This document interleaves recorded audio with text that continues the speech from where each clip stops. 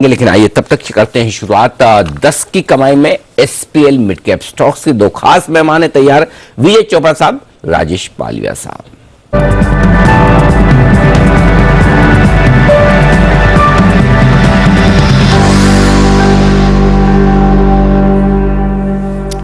स्वागत है आप दोनों का। चोपड़ा साहब सुप्रभात, करिए शुरुआत लॉन्ग टर्म पिक के साथ। गुड मॉर्निंग अनिल जी, सुप्रभात। मेरा जो लॉन्ग टर्म पिक है आज के लिए वो है माइथन एलॉयज। ये एक बहुत ही स्टेबल कंपनी है और यदि आप इसका फाइनेंशियल्स देखें तो बहुत ही स्टेबल फाइनेंशियल्स इस कंपनी के हैं। ये कंपनी प्राइमरीली मैंगनीज ओर में काम करती है और मैंगनीज मैं थोड़ा सा दर्शकों के लिए बताना चाहता हूँ, जब स्टील प्रोडक्शन होता है मेटल्स में काफ़ी इंपॉर्टेंट रोल प्ले करता है। और अगर इसकी फंडामेंटल्स की मैं बात करूँ, करीब करीब इस समय पर ये 1038 के भाव पे चलता है। इसका जो प्राइस टू अर्निंग है करीब 4.5 का ही है, तो बहुत अच्छी अर्निंग्स हैं। इसका बुक वैल्यू 618 का है, जो रिटर्न ऑन कैपिटल एम्प्लॉयड है वो 20 का है, रिटर्न ऑन इक्विटी 16.4 का है, 10 रुपए का फेस वैल्यू है, डिविडेंड भी देती है ये कंपनी। तो मुझे लगता है कि यदि कोई लंबी अवधि तक इसको रखे तो उसका पहला टारगेट मैं देना चाहूंगा 1125 का, फॉलोड बाय 1200। तो मुझे लगता है कि बहुत अच्छा रिटर्न दे सकता है, स्टेबल कंपनी है। और कभी भी क्रैश होता है मार्केट तो ऐसा कुछ इसके अंदर गिरावट देखने को नहीं मिलती है। और बहुत ही स्ट्रॉन्ग फंडामेंटल्स है, कैश फ्लो स्ट्रॉन्ग है, जैसे मैंने कहा प्राइस टू अर्निंग 4.5 की है, बहुत ही अच्छी है। अनिल जी अगर आप अलाउ करें तो मैं एक बात बोलना चाहूंगा। लास्ट वीक मैंने वाडीलाल रिकमेंड किया था करीब 970 के भाव पे, तो आज 1310 का भाव इसने टच किया है। तो जो इसमें प्रॉफिट बुक करना चाहे तो कर सकते हैं। तो ये बहुत अच्छा चला। और इसके बाद जो मेरा जो कॉल ओपन है वो सिम्फनी का भी है, वो एसपीएल मिड कैप स्टॉक ही था। बिल्कुल परफेक्ट है। तो ये है आपके लिए एक दमदार स्टॉक माइथन एलॉयज। हमारे सारे एक्सपर्ट्स को बड़ा पसंद आया है। सेठी साहब ने कई बार रिकमेंड किया है और साथ ही जैन साहब ने कई बार रिकमेंड किया है, और आपकी तरफ से तो रिकमेंडेशन है ही सर, तगड़ी रिकमेंडेशन है। और दूसरा वाडीलाल भी जो आप बता रहे हैं बहुत जबरदस्त एक्शन में आया है, और अभी वाडीलाल वरिंदर रिसर्च स्टॉक में भी था, 900 रुपए में उन्होंने रिकमेंड किया था और वो 1300 रुपए तक पहुंच चुका है। तो दोनों ही तरफ से बहुत ही दमदार रिसर्च और दमदार रिकमेंडेशन चोपड़ा साहब की तरफ से भी और वीरेंद्र बंसल की तरफ से भी आपके लिए आई है। पालिया साहब है तैयार। पालिया साहब गुड मॉर्निंग, कौन सी है long term pick sir? Good morning Anil ji, good morning everyone. Long term pick है आवास फाइनेंशियर्स। ये स्टॉक का अगर हम लॉन्ग टर्म सेटअप देखें तो स्टॉक एक बुलिश टेरिटरी में ट्रेड कर रहा है। स्टॉक में हालांकि पिछले दिनों में जरूर एक करेक्शन देखने को मिला, लेकिन अगर इसका ओवरऑल स्ट्रक्चर देखें तो ये एक बुलिश जोन में स्टॉक बरकरार है। और अगर हम देखें तो इसके मंथली वीकली सेटअप एक पॉजिटिव टेरिटरी में ट्रेड कर रहे हैं। डेली सेटअप के हिसाब से भी देखें तो मार्केट के साथ जरूर करेक्ट हुआ, लेकिन 50 डे 100 डे मूविंग एवरेज के ऊपर ट्रेड कर रहा है, जो दिखाता है कि शॉर्ट टर्म मीडियम टर्म में स्टॉक में स्ट्रेंथ अभी भी यहाँ पे कंटिन्यूटी है। हमें लगता है ये जो करेक्शन हुआ है इसमें ये अपॉर्चुनिटी है लॉन्ग टर्म के हिसाब से इस स्टॉक को बाय एंड एक्यूमुलेट करने की। 2875 के आसपास अभी स्टॉक ट्रेड कर रहा है। हम यहाँ सजेस्ट करेंगे 2875 से लेकर 2830 ये रेंज में इसको बाय एंड एक्यूमुलेट करें। स्टॉप लॉस रखें करीब 2750 का। और हमें लगता है इसके जिस तरीके से लॉन्ग टर्म सेटअप है, ये स्टॉक लॉन्ग टर्म में 3200 की तरफ वापस बढ़ते हुए दिखेगा। तो आवास फाइनेंशियल बाय करने की सलाह रहेगी लॉन्ग टर्म पिक में। आवास फाइनेंसर्स लॉन्ग टर्म के लिए खरीदारी की राय आती हुई दिख सकती है, आ रही है सलाह पालविया साहब की तरफ से। 3200 के टारगेट्स के लिए यहां पर आप खरीदारी करके चलें, ये है आपके लिए राय इस समय। इस बीच कुछ अपडेट्स आ रहे हैं रशिया यूक्रेन की तरफ से। एक तो रशिया के बाजार ओपनिंग डिले हो गई है, अब 12:30 बजे हमारे टाइम ये बाजार खुलते हुए दिखेंगे। फ्यूचर्स में ऑफकोर्स ट्रेड होते हुए दिखा है, बट जो मार्केट ओपनिंग है वो डिले होती हुई दिखी है। तो ये एक अपडेट आपके लिए आते हुए दिख रहा है रशिया के मार्केट से। दूसरा, रशिया ने, बैंक ऑफ रशिया ने फॉरेन निवेशकों पर प्रतिबंध लगाए, जो एक काउंटर रिएक्शन एक आना ही था, वो आप आते हुए दिख रहे हैं। तो कुछ फॉरेन इन्वेस्टर्स रशियन मार्केट्स में जो इन्वेस्ट करते हैं उन पर रेस्ट्रिक्शंस लगा रहे हैं। वैसे भी सर इस समय जिसके पास वो मालिक, हाँ वैसा वो ये मैं न दूंगा न लूंगा, मतलब लूंगा तो नहीं, मतलब आप मुझे दोगे नहीं, मैं आपको दूंगा नहीं। इस समय कोई पैसा लगा रहा होगा ना पहले पड़ा होगा ना। हाँ, जैसे निकाले नहीं देंगे। हाँ, अब जैसे हमारे यहाँ कोई एफआई ने इन्वेस्ट किया हुआ है, सारे एफ, और अचानक से कैसा कुछ हो जाए युद्ध हो जाए तो बोल दे जो हम ले जाने नहीं देंगे, यहाँ से बेचो जितना बेचना है। करेक्ट। बेच के क्या करोगे, पैसा ले जाने नहीं देंगे। तो ये वैसे ही कर रहा है, वैसे ही है। हाँ, टिट फॉर टैट, थोड़ा तो होगा ही उसका। करेक्ट। चलिए, तो जो भी अपडेट्स हैं आपके लिए हम लाते रहेंगे। आइए तब तक 10 की कमाई कुछ आइडियाज ले लेते हैं। जय ठक्कर हैं तैयार अपनी 10 की कमाई के स्टॉक के साथ। जय, बताइए। दीपांशु, 10 की कमाई में देता हूं आगे। एज ऑफ नाउ एक जैकपॉट कॉल है, वो देना चाहूंगा अगर आपकी अनुमति हो तो। ओके, तो चलिए लेते हैं जय का जैकपॉट बिगुल।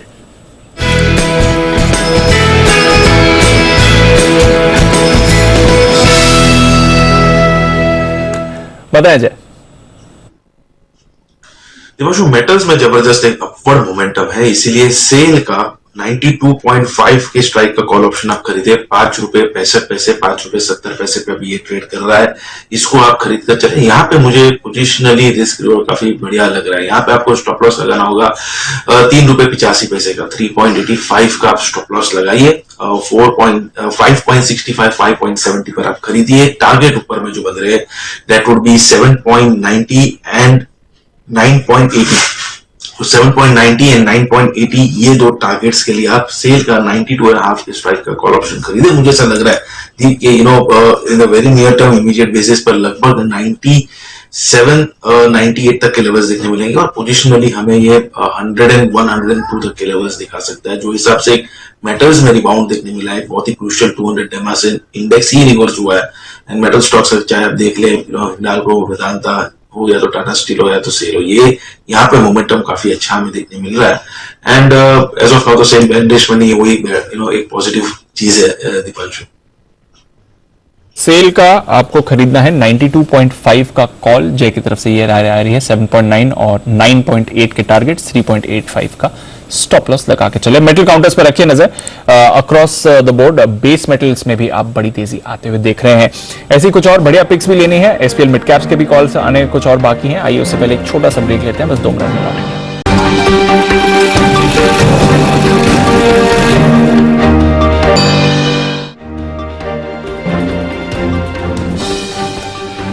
स्वागत है। ब्रेक के बाद एक्शन है बाजार में, थोड़ी रिकवरी आती हुई वापस आपको दिख रही है। 450 बेसिकली अब निफ्टी अच्छे से डिफेंड कर रहा है। ये आपके लिए क्लियर एक संकेत बाजार दे रहा है कि 450 डिफेंड कर रहा है और 35,750 बैंक निफ्टी भी है। पिछले आधे घंटे का अगर आप चार्ट देखेंगे तो एक स्टेबिलिटी बाजार में 20-25 पॉइंट ऊपर नीचे हो रहा है, बट एक स्टेबल ट्रेड इस समय बाजार में हो रहा है। इनिशियल पैनिक के बाद रिकवर होकर थोड़ा स्टेबल बाजार होते हुए दिख रहे हैं। आइए फिर इस बाजार में कुछ बेहतरीन निवेश के आइडियाज हम हमारे एक्सपर्ट्स की तरफ से ले रहे हैं और कुछ बेहतरीन 10 की कमाई भी आ रही है। आइए विश्वेश जी से जानते हैं उनकी 10 की कमाई का स्टॉक। विश्वेश जी बताएं सर। दीपांशु, देखिए मुझे ऐसा लगता है कि थोड़ा सा अगर मीडियम टर्म आउटलुक दे तो स्टॉक में अपॉर्चुनिटी हो सकती है। और रियल एस्टेट मैं काफ़ी टाइम से बसीन साहब को सुन रहा हूँ तो वो काफ़ी बात करते हैं, तो उनकी प्रेफर्ड पिक हमेशा से डीएलएफ रही है। लेकिन मुझे लगता है south based real estate stock भी शायद अच्छा कर सकते हैं। तो साउथ बेस्ड एक स्टॉक है शोभा रियलिटी जो 770 के आसपास चल रहा है।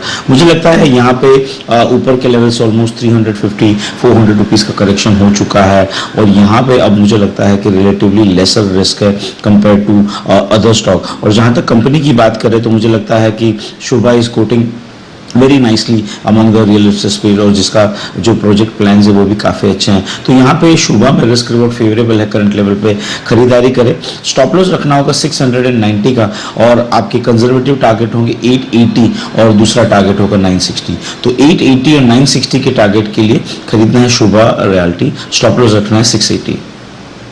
ये है आपके लिए राय शोभा पर आती हुई खरीदारी करने की। आइए बढ़ते आगे और चोपड़ा साहब से पूछा जाए उनकी positional pick, long term pick के लिहाज से चोपड़ा साहब को पसंद है माइथन एलॉयज, और पता है सर पोजिशनल पिक आपकी? अनिल जी, मेरा जो पोजिशनल पिक है वो है सुंदरम क्लेटन। अभी हाल फिलहाल में हमने देखा कि इसमें ठीक ठाक करेक्शन आया और स्टॉक करीब 4600 से हमने देखा करीब 3600, 1000 रुपए का इसमें करेक्शन आया और मुझे लगता है कि अभी बिल्कुल 200 डीएमए पे ये ट्रेड कर रहा है। टीवीएस समूह की कंपनी है। स्टॉक का जो प्राइस टू अर्निंग है वो करीब 17 का है। रिटर्न ऑन कैपिटल एम्प्लॉयड 12 के करीब का है। रिटर्न ऑन इक्विटी 12 के करीब का। और इसमें अभी मैं ईपीएस चेक कर रहा था तो जो इस बार इसका टीटीएम ईपीएस है वो करीब 220 का है, जो लगभग 40 से 50 रुपए बढ़ के आ रहा है पिछले क्वार्टर से। तो बहुत ही स्ट्रांग कंपनी है और ऑटो क्षेत्र में मुझे लगता है जैसे सभी काफी लोगों को मैं सुनता हूँ वैसे ही अच्छा बुलिश रुझान रहना चाहिए और काफी ऑफ द मार्क रहा है ये सेक्टर, मगर अब मुझे लगता है कि आने वाले कुछ समय में ऑटो क्षेत्र अच्छा करना चाहिए और प्रमोटर होल्डिंग भी लगभग 75% की है, तो बहुत स्ट्रांग कंपनी है और एक्सपोर्ट्स भी बहुत अच्छा करती है। तो सुंदरम क्लेटन में खरीदारी की जा सकती है, लगभग 3800 रुपए के लगभग अभी ये ट्रेड कर रहा है। इसके 4500 के लक्ष्य के लिए मैं इसमें खरीदारी का टारगेट देता हूं। सुंदरम क्लेटन ये है वो स्टॉक जहां पर चोपड़ा साहब की राय है पोजिशनल पिक के तौर पर खरीदारी करने की। टारगेट बड़े हैं 4500 रुपए के पूरे। पालवा साहब को पसंद है आवास फाइनेंस जो लॉन्ग टर्म के लिहाज से। पालवा साहब बताइए आपकी पोजिशनल पिक। पोजिशनल पिक रहेगी अनिल जी शंकरा बिल्डिंग प्रोडक्ट्स।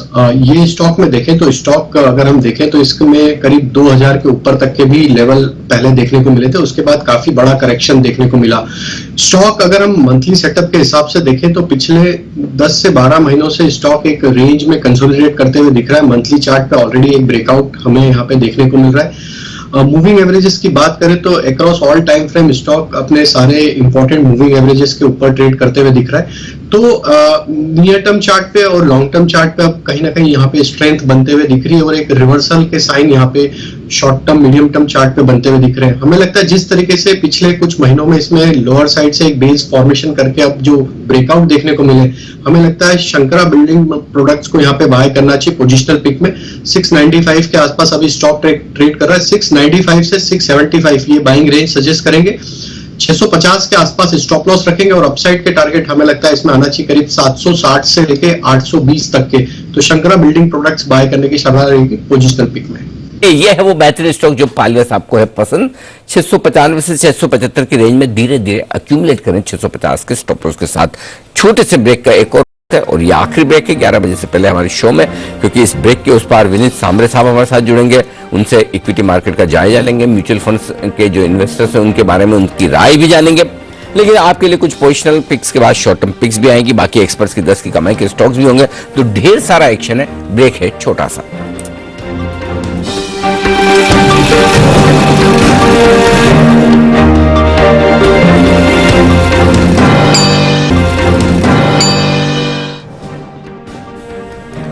बाजार स्टेबल है। 16,400 से 16,500 की रेंज में वक्त बिताते हुए निफ्टी पर और बैंक निफ्टी पर 35,500 से 36,000 की रेंज में वक्त बिताते हुए कंसोलिडेशन का समय है अगले बड़े मूव के पहले, और वो मूव आएगा किसी न किसी खबर की वजह से।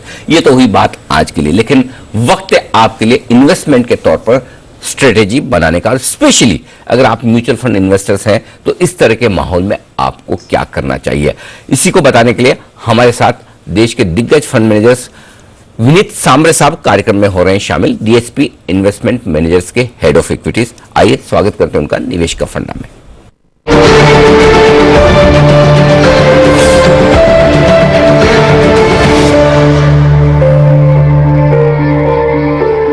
विनीत जी गुड मॉर्निंग, स्वागत है आपका। बहुत बहुत धन्यवाद सर जी बिजनेस के लिए समय देने के लिए। सबसे पहले जो इन्वेस्टर्स हैं पिछले 2 साल में पैसा काफी बनाया, आपके फंड्स में भी, पूरे म्यूचुअल फंड इंडस्ट्री में, डायरेक्ट इक्विटी में पैसा लगाया तब भी, लेकिन पहली बार थोड़े बड़े लॉसेस नजर आ रहे हैं और दुविधा है कि अपना पुराना जो इन्वेस्टमेंट्स है उसे बेचें, होल्ड करें या एक बार बेचकर फिर वापस खरीद लें।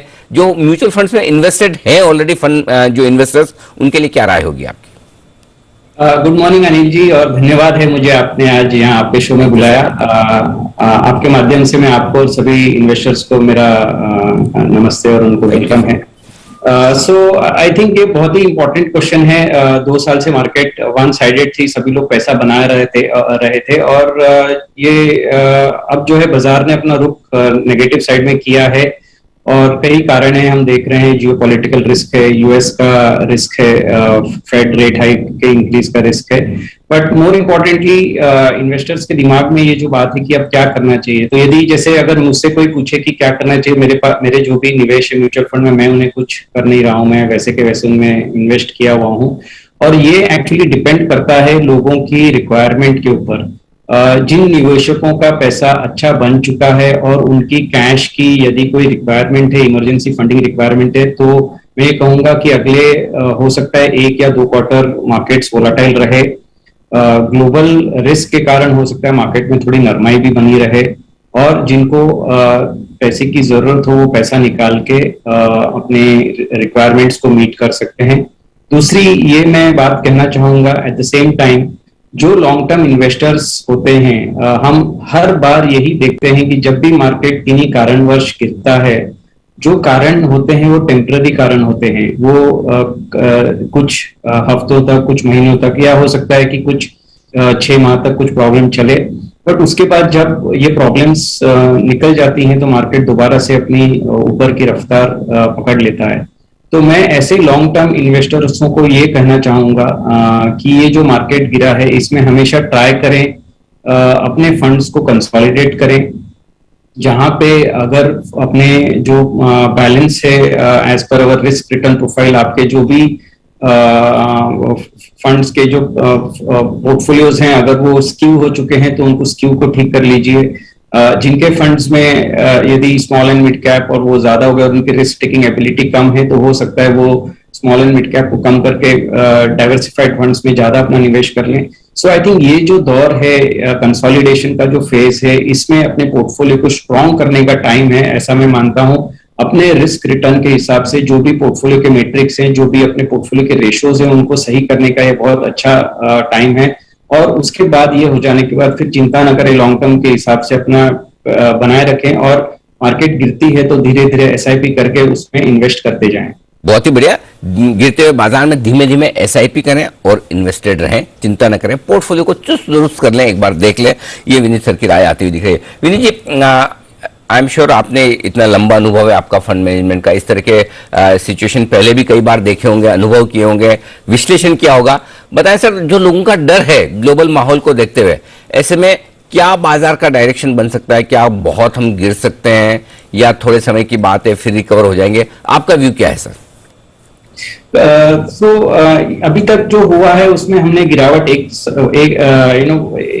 गिरावट तो हमने देख ली है, और हो सकता है कि आगे जो भी माहौल बन रहा है, जो हम देख रहे हैं कि रशिया यूक्रेन के जो क्राइसिस है उसमें क्या आगे होगा, कितना और इसमें ये नेगेटिव साइड में जा सकता है, इसका अभी तक उत्तर देना बहुत मुश्किल है। दूसरी ओर हम यदि देखें तो यूएस में भी इंटरेस्ट रेट राइज और इन्फ्लेशन के चलते कई इन्वेस्टर्स नर्वस हो चुके हैं। तो मुझे ऐसा लगता है कि पिछले 1-1.5 सालों में खूब सारा पैसा जो है इक्विटी मार्केट में आया हुआ है। पैसा बहुत इजी वे में मिल रहा था, लिक्विडिटी बहुत हाई थी, और ये सारा पैसा मार्केट में आने की वजह से हुआ ऐसा है कि फंडामेंटल के बियॉन्ड मार्केट चली गई है। यदि हम वैल्यूएशंस देखें तो एवरेज से कहीं ऊपर वैल्यूएशंस है।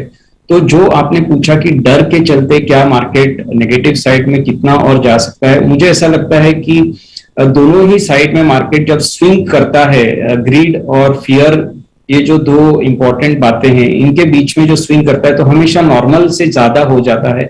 तो इस बार भी यदि फियर ज्यादा बढ़ जाए, बिकॉज बहुत सारी लिक्विडिटी बाजार में आई है, वो जब जाएगी तो वो अपना फोर्स बताएगी, और नेगेटिव साइड में भी हो सकता है कि more than warranted moves market में आ सकते हैं। बिल्कुल ठीक बात है। तो मामला थोड़ा सा वोलेटाइल रह सकता है। ऐसे में सर एक और चीज जो मैं जानना चाहता हूं, लोग चाहते हैं कि कहाँ सेफ्टी है, अगर निवेश करना ही है तो किस तरह की थीम्स, किस तरह की सेक्टर जो अगले कुछ सालों में अच्छा मुनाफा बनाकर दे सकते हैं इस गिरावट के बाजार में अगर कुछ खरीदना हो तो? सो ओवरऑल एक तो मैं पहले ये बात कहना चाहूंगा अनिल जी कि जो अपना भारत जो देश है वो कई सारे सेक्टर्स डोमेस्टिक इकोनॉमी पे डिपेंडेंट हैं, जबकि हम डेवलप्ड वर्ल्ड को देखें या कई सारे इकोनॉमीज को देखें तो उनका कई सारा डिपेंडेंसी एक्सपोर्ट्स और बाहर आयात निर्यात के ऊपर डिपेंड रहता है। तो अपनी एक तरह से डोमेस्टिकेटेड इकोनॉमी है, और इसके चलते रिलेटिवली अपना रेजिलियंस ज्यादा होना चाहिए, अपनी इकोनॉमी का ओवरऑल कंट्रोल ज्यादा होना चाहिए।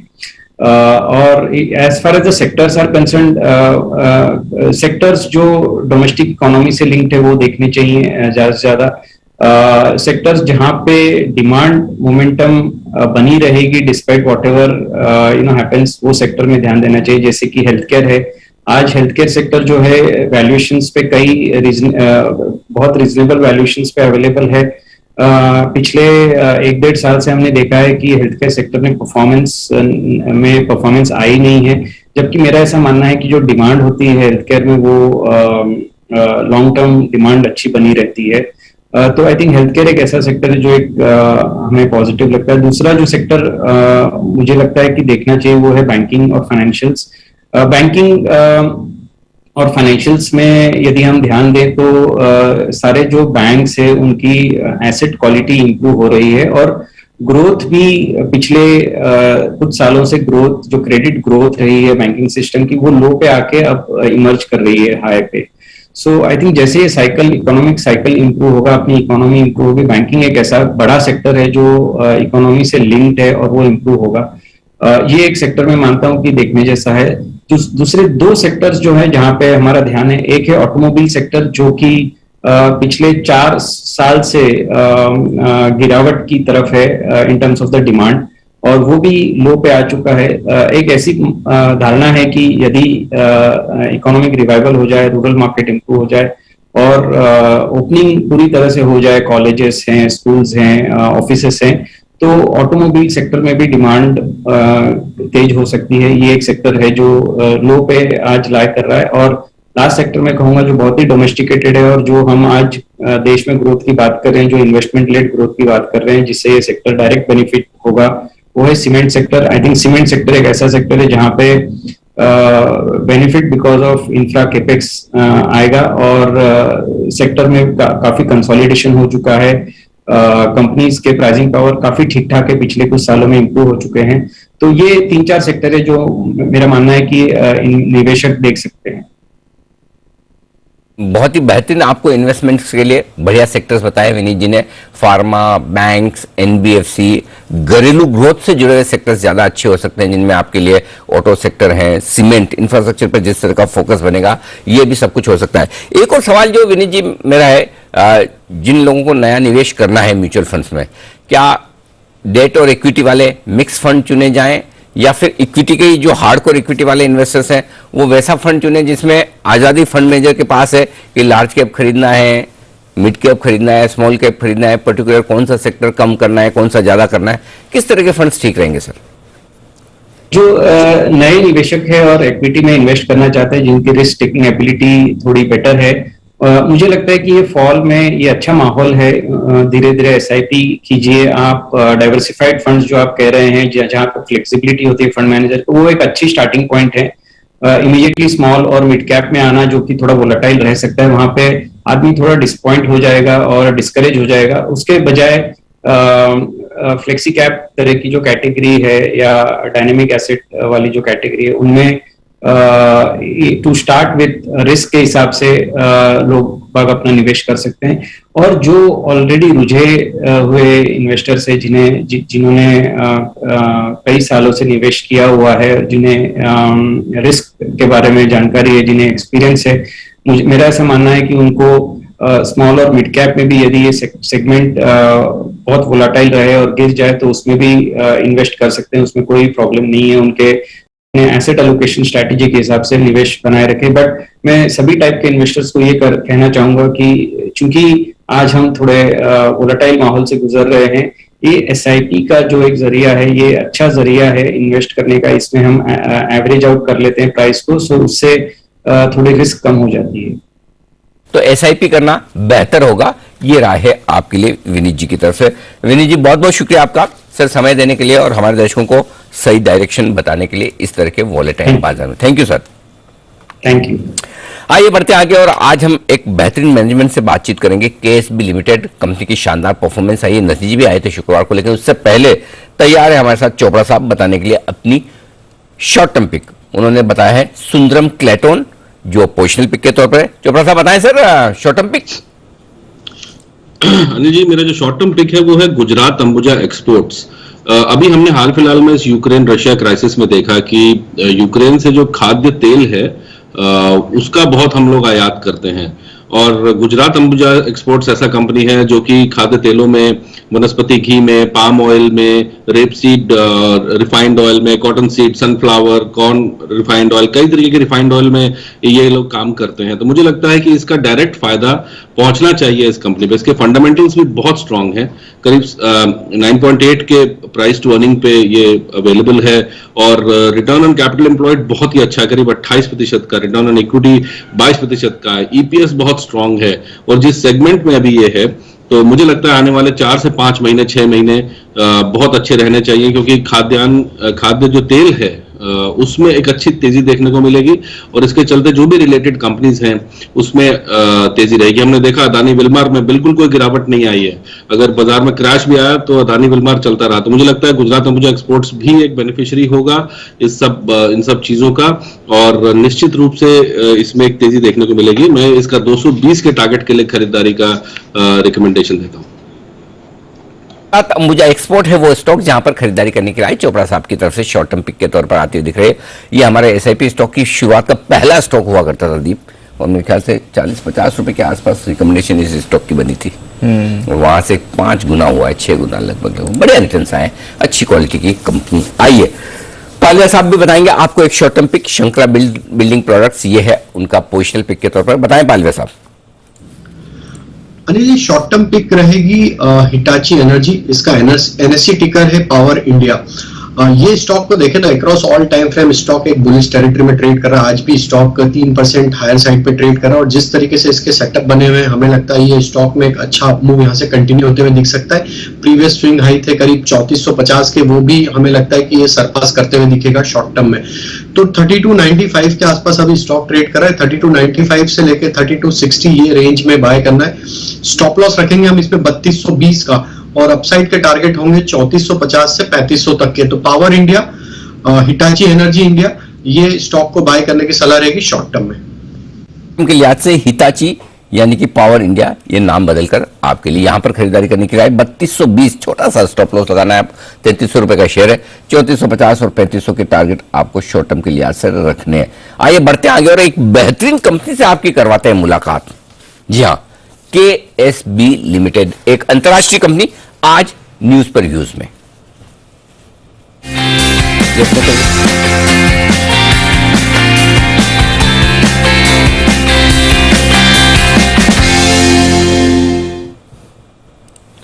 KSB लिमिटेड देश में इंडस्ट्रियल पंप्स और वॉल्व सेक्टर की टॉप 5 कंपनियों में यह शामिल है। एग्रीकल्चर, वेस्ट वाटर ट्रीटमेंट और एनर्जी सेक्टर के लिए पंप्स बनाने का काम करती है। तो मेन बिजनेस कंपनी का पंप्स बनाने का है, और आज हमने कंपनी को इनवाइट इसलिए किया कि नतीजा है शुक्रवार को कंपनी के, मैं उस पर भी बातचीत करूंगा। लेकिन उससे पहले हम स्वागत करते हैं कंपनी के मैनेजिंग डायरेक्टर राजीव जैन साहब का। और जैन साहब ने NIT इलाहाबाद से मैकेनिकल इंजीनियरिंग में ग्रेजुएशन किया है, बिजनेस मैनेजमेंट और इंटरनेशनल ट्रेड में भी आपको कई डिग्रीज हासिल है। KSB में आपने 1985 में करियर की शुरुआत की थी। 1985, सोचिए 20 और 15, 35, 37 साल हो गए आपको वहां पर, और जुलाई 2016 से कंपनी के MD बने। जैन साहब, बहुत बहुत स्वागत है सर, धन्यवाद जी बिजनेस के लिए समय देने के लिए। और सबसे पहले आपके नतीजे के साथ शुरुआत करें, उससे पहले नतीजे बता दूं हमारे दर्शकों को। KSB लिमिटेड के नतीजे 24 तारीख को आए थे। आय, रेवेन्यू 20% बढ़कर आई है, कामकाजी मुनाफा घटा है 25%, 75 करोड़ से घटकर 56 करोड़। मुनाफा बढ़ा जरूर है, 23% बढ़कर 32 करोड़ से 39 करोड़ पहुंचा है, और मार्जिन 20% से घटकर 13.25% के आसपास। ये नतीजे तो मिले जुले हैं। आय के फ्रंट पर ठीक है, प्रॉफिट के फ्रंट पर ठीक है, लेकिन ऑपरेशनल परफॉर्मेंस मार्जिन के लिहाज से जो लगभग सारी कंपनियों की कहानी है इस तिमाही की, बाकी सब ठीक है, मार्जिन पर बड़ा प्रेशर आता दिख रहा है। जैन साहब स्वागत है, बताएं सर आपकी कंपनी की क्या वजह रही मार्जिन पर प्रेशर की? सेम रॉ मटेरियल कॉस्ट बढ़ना? नमस्कार Sanjay ji, thank you invite करने के लिए। हाँ, लास्ट क्वार्टर के रिजल्ट्स जैसे आपने कहा, एक तो कमोडिटी प्राइस पे प्रेशर रहा है, और वो असर हमारे रिजल्ट्स पे भी आया है। उसके अलावा लास्ट क्वार्टर हमारा एक्चुअली जनवरी से दिसंबर होता है, फुल ईयर एंडिंग। उसमें अगर आप देखें full year to full year हमारा रिजल्ट कंपेयर टू 2020 ऑलरेडी 20% बढ़ा है। तो अगर आप फुल ईयर का अगर देखें तो लास्ट ईयर से काफी अच्छी परफॉर्मेंस रही है 2020 में। और लास्ट क्वार्टर में कमोडिटी प्राइसेस एक रीजन था, और दूसरा हमारा एक बड़े ऑर्डर थे एक्सपोर्ट्स के जो हमने स्ट्रेटेजिकली लिए थे उसमें रेफरेंस बनाने के लिए और एंट्री करने के लिए। तो वो एक ऑर्डर की रेवेन्यू लास्ट क्वार्टर में हुई थी, वो काफी बड़ा ऑर्डर था 8 to 10 करोड़ का। सो वो डिस्पैच हुआ था लास्ट क्वार्टर में और उसके वजह से थोड़ा मार्जिन पे इफेक्ट हुआ था। चलिए, ये मार्जिन पर दबाव की वजह रही, लेकिन अब बताएं सर, डिमांड कैसी है? क्या मजबूत है? ऑर्डर बुक आपकी कैसी दिख रही सर? कितने ऑर्डर्स आपने इस तिमाही में जोड़े हैं? डिमांड अगर आप देखें तो सेकेंड हाफ ऑफ 2021 के सेकेंड हाफ से कंटिन्यूअसली एक रिकवरी फेज की शुरुआत हुई है और हमारा average order intake per month बढ़ता जा रहा है। और ये इस साल में भी 22 के जनवरी में और फरवरी में भी ये कंटिन्यूअस रहा है। तो डिमांड की काफी अच्छी इंक्वायरीज हैं और बिजनेस है सारे सेक्टर्स में हमारे लिए। तो रिकवरी काफी अच्छी है और हम इस उम्मीद करते हैं कि इस साल में भी हमारी order intake position last year के मुकाबले और भी अच्छी होगी। अभी फिलहाल हम अगर देखें तो एंड ऑफ जनवरी हमारी ऑर्डर इनटेक करीबन 1300 करोड़ है, जो ऑलमोस्ट 8-9 महीने की ऑर्डर्स ऑन हैंड सिचुएशन है, तो इंक्लूडिंग न्यूक्लियर ऑफ कोर्स। तो वो काफी अच्छी सिचुएशन है इस साल के लिए हमारी। Perfect sir. आमतौर पर बजट में जो कुछ भी ऐलान होते हैं वो एग्रीकल्चर सेक्टर से रिलेटेड होते हैं, किसानों से रिलेटेड कुछ न कुछ तो होता ही है। चूंकि बजट के बाद आपसे मुलाकात अभी हो रही है, तो जस्ट समझना चाहता हूं कि कितने और मौके या कितने और संभावनाएं खुली है इस बजट के बाद? किस तरह के ऐलान है जो कंपनी के लिए फायदेमंद है?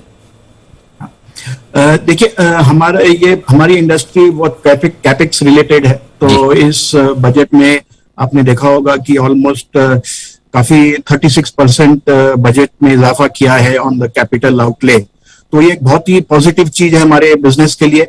और अपार्ट फ्रॉम दैट एग्रीकल्चर में भी सपोर्ट है, एमएसपी, और उसके लिए बजट एलोकेशन है। उसके अलावा इंफ्रास्ट्रक्चर में अगर देखें तो काफी अपडेट किया है उससे सीमेंट और स्टील इंडस्ट्री, इस पे काफी ग्रोथ होगी, प्रोग्रेस होगी। और ये सारी इंडस्ट्रीज में हमारे प्रोडक्ट्स, पंप्स हो या वाल्व्स हो, वो जाते हैं। तो बजट से हमें काफी उम्मीद है कि ये जो इम्पेटस है और जो ग्रोथ का एक इन्वेस्टमेंट है वो एक काफी फायदेमंद रहेगा। और ये जो रिकवरी चली है कुछ महीनों पहले से, लास्ट ईयर से, वो कंटिन्यूस इस साल में भी होती रहेगी। बिल्कुल परफेक्ट है। अच्छा सर, आपकी मार्केट कैप लगभग 3800 करोड़ रुपए के आसपास है, अगर मेरी कैलकुलेशन सही है तो, और आपकी बुक्स में पड़े हैं 350 करोड़ रुपए जो मेरी जानकारी के मुताबिक, तो 10% के आसपास कैश पड़ा है। क्या इरादा है सर इसमें कि कुछ डिविडेंड देंगे या फिर कुछ एक्विजिशन वगैरह, कुछ एक्सपांशन करने का प्लान है? हाँ, डिविडेंड तो हमने इस साल बढ़ाया है। डिविडेंड के भी काफी इस साल का based on last year result, जैसे मैंने कहा था जनवरी टू दिसंबर, तो रिजल्ट्स के बेसिस पे डिविडेंड भी बढ़ा है। एक्विजिशन भी हम देख रहे हैं, राइट कंपनी एक हमारी नजर में आए तो हम लोग एक एक्विजिशन भी सोच रहे हैं। अगर होता है तो एक अच्छी फिट मिल जाए, हमारे से फिट होती भी बिजनेस में, तो वी विल कंसिडर दैट। और उसके अलावा हमारे जो ग्रोथ में इन्वेस्टमेंट्स है, ऑलमोस्ट 80 to 100 करोड़ सालाना इन्वेस्टमेंट्स है, कैपेसिटी एनहांसमेंट में, डिजिटाइजेशन में, प्रोडक्टिविटी इंप्रूवमेंट्स में, नए प्रोडक्ट्स में जो हम लोग आगे भी लाने वाले हैं। तो ये सारा कैश हमारे इस ग्रोथ के लिए अच्छा एक बेस है और अपने नए इनिशिएटिव्स के लिए। और उसके अलावा जैसे मैंने कहा, अगर एक्विजिशन में कंपनी आती है नजर में तो जरूर हम उस पर गौर करेंगे। तो चलिए, ये है स्टॉक की दमदार परफॉर्मेंस। आज के खराब बाजार में भी सेंचुरी मारता हुआ लगभग 100 रुपए पर, नतीजों के बाद थोड़ा सा प्रेशर मार्जिन पर आए, वो रॉ मटेरियल कॉस्ट बढ़ने की वजह से। बहुत बहुत धन्यवाद सर, जैन साहब, समय दिया आपने, नतीजों पर हमारे दर्शकों से बात की। KSB लिमिटेड, ये है वो दमदार stock. Thank you so much sir. और स्टॉक देखिए तगड़ा एक्शन के साथ हमारे रिकमेंडेशन लिस्ट में भी रहा है, मालामाल वीकली के जमाने में। मुझे याद है 500 550 रुपए, अगर मेरी मेमोरी सही है तो उस हिसाब से उस बहुत बढ़िया गेंस है, काफी समय पहले, और बहुत ही बेहतरीन अंतर्राष्ट्रीय कंपनी है इस फील्ड में, KSB लिमिटेड। आइए, जय तैयार है अपने 10 की कमाई या जैकपॉट शेयर, जो भी आपको पसंद हो। जय, पहले तो बधाई, बहुत ही बढ़िया दमदार कॉल आपका निफ्टी पर कॉल ऑप्शन 16,387 का लेवल था उस वक्त स्पॉट लेवल पर, और वहां से 150 पौने 200 पॉइंट की निफ्टी की एक तरफा बढ़त आई है। आई एम श्योर सारे टारगेट हिट हो चुके होंगे, तो जय के लिए बिगुल।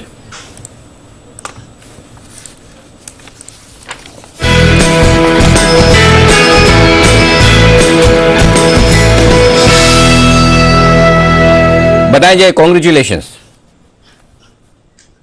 Thank you very much Anil ji. Anil ji बिल्कुल सारे ही टारगेट्स हासिल हो चुके हैं। 264 का टारगेट था, इनफैक्ट कॉल ऑप्शन में भी हमें 90 पॉइंट का एक उछाल देखने मिला, 174 से 264 का। अनिल जी आईटी स्टॉक्स को फोर्ज अगर आप देखें तो लोअर लेवल से अच्छा रिकवर हुआ है, पॉजिटिव में आ चुका है, पिक ऑफ द वीक है। अब एलटीटीएस अनिल जी 4600 का कॉल खरीदा आप अभी, 175 के आसपास ट्रेड कर रहा है। जी इसको 170 180 के रेंज में खरीदने की मेरी सलाह है। 170 to 180 के रेंज में आईटी स्टॉक्स में जबरदस्त एक अपवर्ड मोमेंटम है, खास करके मिड कैप आईटी स्टॉक्स। और एलटीटीएस में जो हिसाब से एक बहुत ही बढ़िया एक ब्रेकआउट हमें देखने मिल रहा है, टेक्निकली भी एक फॉलिंग वेज पैटर्न हम कहते हैं उसमें से एक ब्रेकआउट है, और मुझे ऐसा लग रहा है कि ऊपर में लगभग 4700 से लेके 4800 ये दो लेवल्स इमीडिएटली हमें देखने मिलने चाहिए। 200 से 300 पॉइंट की अप मूव, सो 170 180 की रेंज में खरीदा एनर्जी इसको। एंड यहाँ पे जो स्टॉप लॉस एनर्जी प्लेस करना होगा नीचे की तरफ, वो रहेगा लगभग 133 पर, 133 पर आप स्टॉप लॉस लगाइए। 175 के आसपास की एवरेज बैठेगी, तो 40 पॉइंट का रिस्क लगभग होगा डाउन साइड में। बट देन टारगेट्स एनर्जी जो इसका निकल कर आ रहा है, दैट वुड बी 237 एंड 255। सो 237 255 ये दो टारगेट्स के लिए 4600 के स्ट्राइक का कॉल ऑप्शन एलटीटीएस का खरीदे। ओके, तो ये है एल&टी टेक्नोलॉजी सर्विसेज में 4600 वाला कॉल ऑप्शन आपको खरीदना है 170 180 की रेंज में। 133 का लगाना है स्टॉप लॉस, 237 और 255 रुपए ये है वो टारगेट जिनके लिए आपको करनी है एलटीटीएस में खरीदारी करने की। लेकिन इस बीच एक अच्छी खबर नहीं है जी। और वो एविएशन कंपनी के लिए कि अभी भी अंतर्राष्ट्रीय उड़ानों पर रोक जारी लगी। आज उसकी समय सीमा खत्म हो रही थी, ऐसा मन में विचार भी था, लोगों का मानना भी था कि शायद अब रिलैक्सेशन आ जाएंगे, अब तो कोविड वोविड कहीं भी रहा नहीं, काइंड ऑफ मतलब है ऐसा नहीं, मतलब डर या फिर वो जो आक्रामकता थी भयानक जो जिस तरीके से था उस हिसाब से तो काफी कंफर्टेबल हो गए। लेकिन अभी भी उड़ानों पर रोक जारी रहेगी, यानी अंतर्राष्ट्रीय उड़ानों पर अगले आदेश तक रोक जारी रहेगी। Director general of civil aviation DGCA इनकी तरफ से आज ये ऑर्डर पारित हो चुका है, तो अभी भी रिलीफ की बात है, हो जाना चाहिए। हाँ, अब क्या इंतजार, धीमे धीमे तो खोलो। अब तो स्कूल खुल गए 2 मार्च को। सब हो गया, दिल्ली में सारे रेस्ट्रिक्शन। कुणाल जी बहुत परेशान है स्कूल खुलने में, अब पढ़ाना पड़ेगा छोटे कुणाल जी को उन्हें। तो स्कूल खुल गए, अब सारा सब कुछ खुलता हुआ नजर आ रहा है, अंतर्राष्ट्रीय उड़ानें ही अभी पकड़ कर बैठे हैं। तो चलिए देखते हैं अगला आदेश कब आता है, वो देखने वाली बात होगी। तो एयरलाइंस भी खुश होंगी सर, जिस तरह से कच्चा तेल है, अच्छा है नहीं उड़ना पड़े थोड़े टाइम। ना बट वो तो टिकट बढ़ा कर लेंगे, हाँ टिकट बढ़ा कर लेंगे। लेकिन बात सही है, इंडिगो और स्पाइसजेट के लिए थोड़ी सी, स्पेशली इंडिगो के लिए, स्पाइसजेट के लिए थोड़ी सी खराब खबर तो है ही, ये आती दिख रही है आपके लिए। आइए कुणाल जी और राकेश जी तैयार है अपनी 10 की कमाई के स्टॉक के साथ।